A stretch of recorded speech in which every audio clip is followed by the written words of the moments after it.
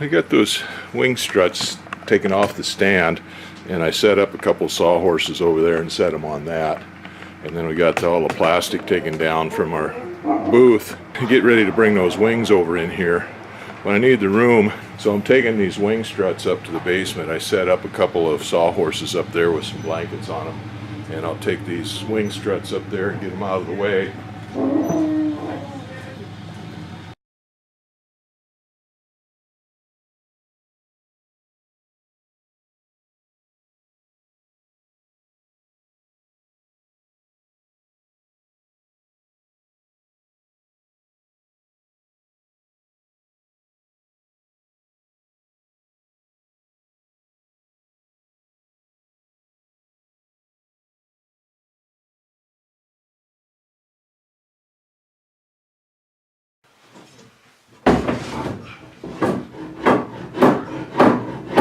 Okay, the door's closed. Back up again.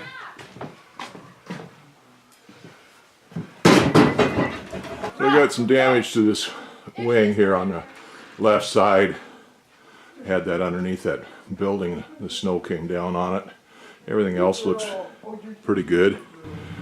Well, I guess first things first, I'm gonna wash those wings down. I've mixed up some, this is Zep Industrial Purple Cleaner Degreaser Concentrate. I put some of that in the bucket with some hot water. Washed those wings down with that. I wished it was summertime and warm out so we could do this outside and then hose it down with some fresh water afterwards. But that's not what it is, so that's what I'm going to do first. That stuff works pretty good at cleaning grunge off, grease and stuff like that off. What it won't clean off, then I'll get some paint thinner and work on the rest of it with. I've got a lot of peralkatone and stuff on there. We'll start out with the cleaner degreaser. Put this on and let it sit on there a little bit.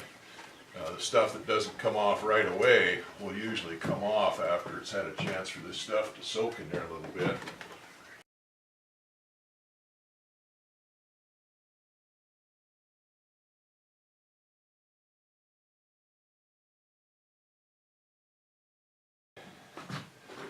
Well, I've washed this thing a bunch of times over the last 20 years, but it's been up on floats all that time, so most of it, washing the wings and stuff, has all been done with a little brush on a real long stick, so I never really got in touch with it.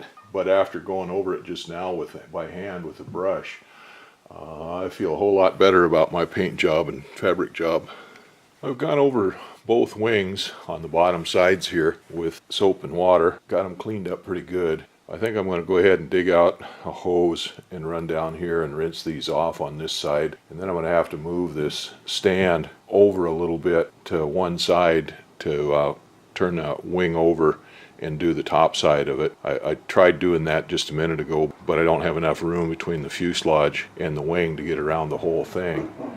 So I'll need to scoot this over a little bit so I got enough room to get the one wing over and get the top of it washed off, and then I can put it back up and slide it over the other way and do the other wing. So I've got the bottom of those wings washed down, and then I started to do the top of this right wing. Again, that little cart there was too far. It was in the middle of the opening there, and so when I laid it down to do the top, I couldn't get around it to do it. So I moved the cart over to the side and laid it down to get to it. And I got some water down here, the hose is down here, and the water turned on and rinsed it off. And then I rinsed off the top side of both wings, which I should have done before I tried washing this right side off, because there's 3 years of dust and grit on top of them from sitting in here in the hangar. Anyway, I got them washed off. And again, I tipped this right wing over here and got the top of it all washed real good.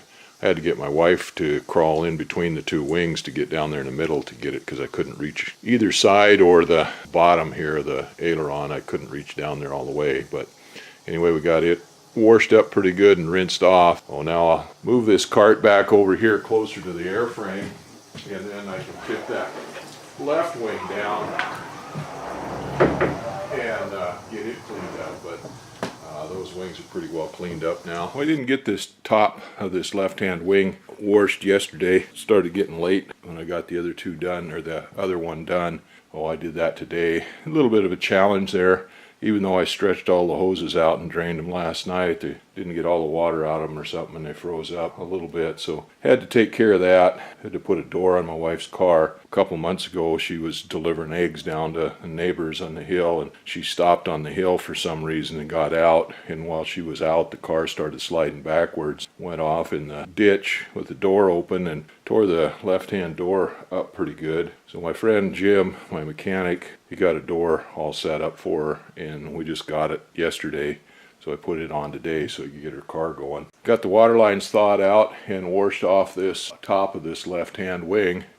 Now these wings here on this fuel tank cover along the side on these ribs, they have Tinnerman nuts on them. They're a spring steel nut. Use a PK B screw in those, and they work okay. They slide, they're split and spring steel, and so they slide over metal, and then the hole in them on this side is punched out for the screw. You tighten them up and it springs down and holds them. And they're new, they're powder coated or something with zinc chromate paint, and they're green and they're pretty good, but over time, of course, the threads of the screws chew up the paint there on that, and anyway, they start getting rusty.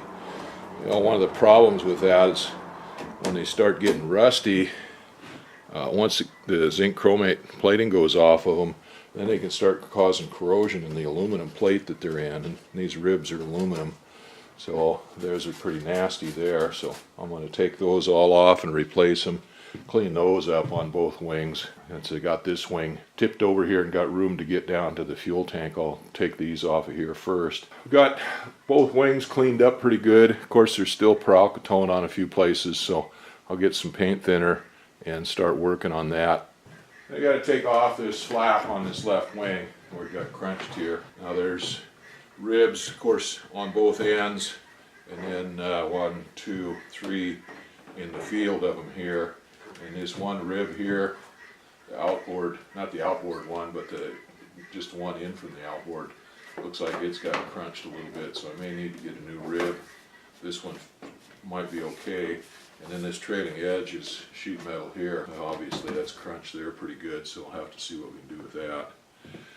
Oh, I was hoping I was all done with fabric work, but looks like I got some more to do there, as well as some repair work, so we'll have to get at that.